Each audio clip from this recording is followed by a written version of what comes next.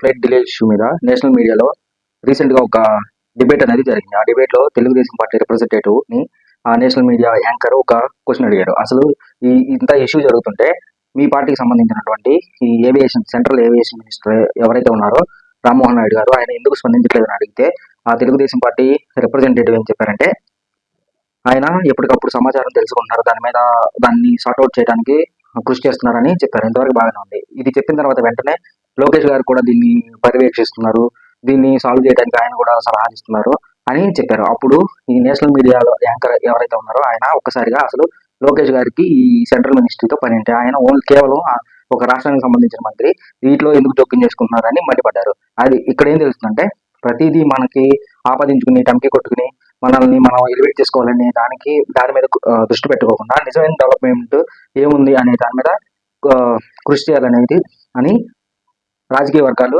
మండిపడుతున్నాయి.